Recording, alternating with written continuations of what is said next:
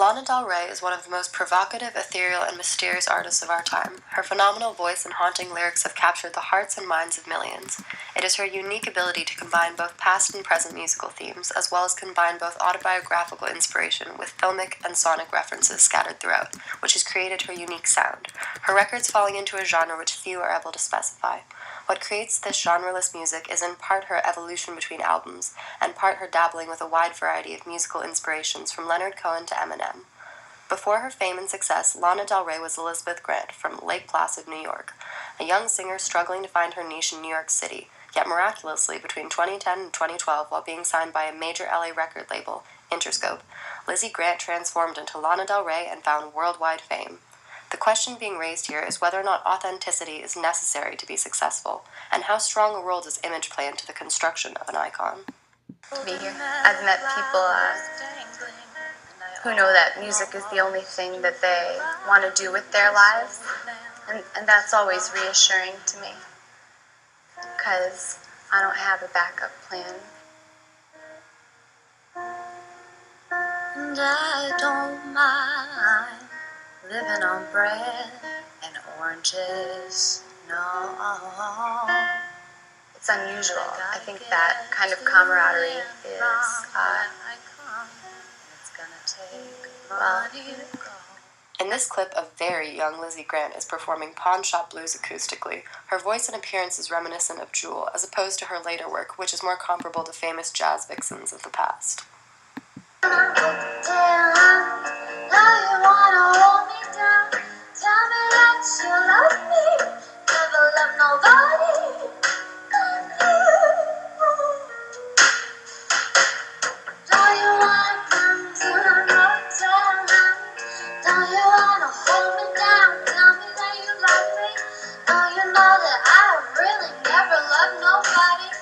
Here, her inner vamp is beginning to seep out after a few years in New York. Her hair is platinum blonde, and she has a fun, sexy stage presence that was lacking in her earlier performances, and yet less nerve-wracked than her first big performance, such as SNL, where she tended to perform with a more melancholy posture. Her voice is again noticeably different from her records as Lana Del Rey. She sings in her naturally slightly more nasal tone, in a higher register, rather than her later performances, where she sings in a deep alto. I'm Lana Del Rey, and I'm a singer. I like this lake on your day. And I just write about what I know. Francis Ford Coppola, he said, if you sit down to write at the same time every day, then the muse always knows where you are. So I do that too. This is one of the first video segments in which Lizzie introduces herself under her new name of Lana Del Rey for a Keds advertisement that was focusing on up-and-coming talents in New York. Despite the outrage directed at her, Del Rey is employing one of the oldest tricks in the book, the creation of a stage persona.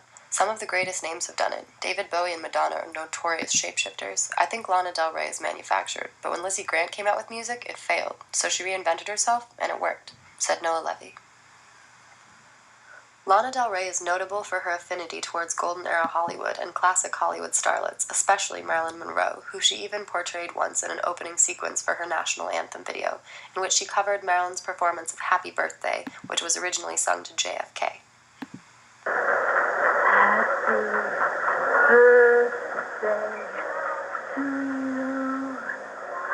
Happy birthday to you.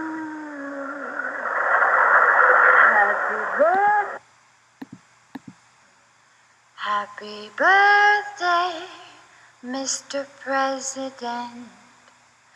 Happy birthday to you. Thanks, Norma Jean, the apple-cheeked girl next door, and Marilyn Monroe, the droopy-eyed Aphrodite. This sentence from a Vanity Fair article discussing Monroe could easily be written about Miss Del Rey, as the same story is applicable. The reconciliation between her true self and the glamorous identity she has taken on. Where does Lizzie Grant end and Lana Del Rey begin? As noted by musical critics such as Stephen J. Horowitz from Billboard, Lizzie Grant wasn't selling records, she wasn't booking stadiums, she wasn't gaining worldwide acclaim. She was a struggling folk pop singer in New York City amidst a sea of eager artists all trying to catch a break. Lana Del Rey is a sultry goddess, the queen of the alternative scene, fearless in regards to her lyrics, which allude to abusive relationships, past drug use, and a life of crime. This only furthers the mystery surrounding Del Rey, as her current image is one of her own creation, in pairing with her management team. But the intricate stories her music tells, how much of it is true? In some interviews, she swears that her work is 100% autobiographical, while she has contradicted this in other interviews, stating her work is a combination of her life, fiction, and fantasy.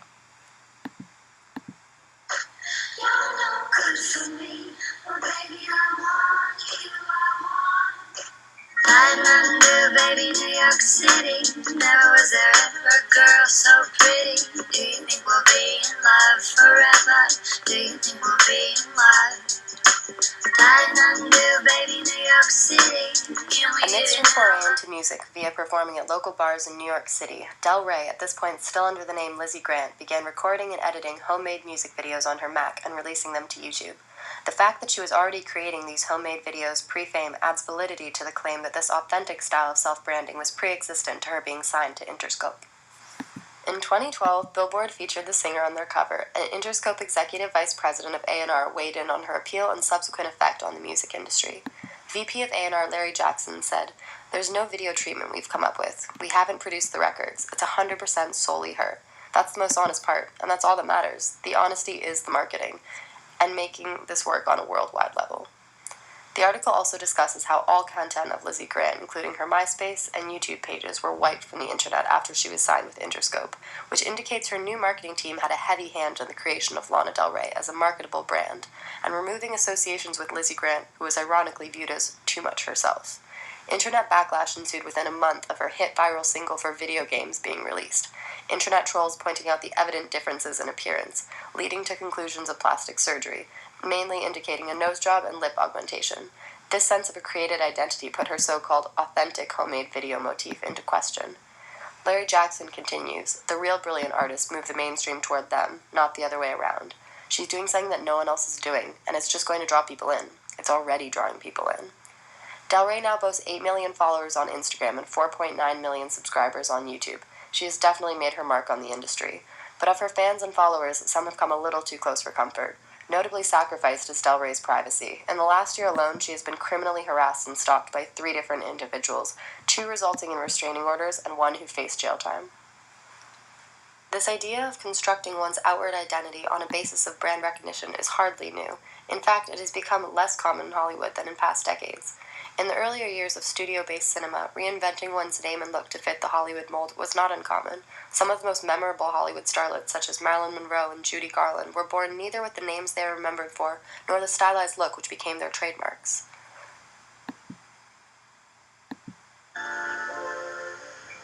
Smile though your heart is aching.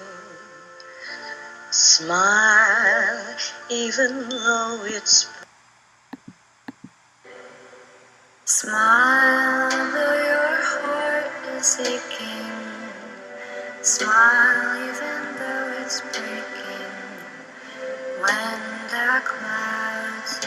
Both of the 2 aforementioned women, it should be noted, eventually died of overdoses, a grisly image of the results these transformations ultimately had, and the question remains of what degree of oneself do they have to sacrifice to become the legend.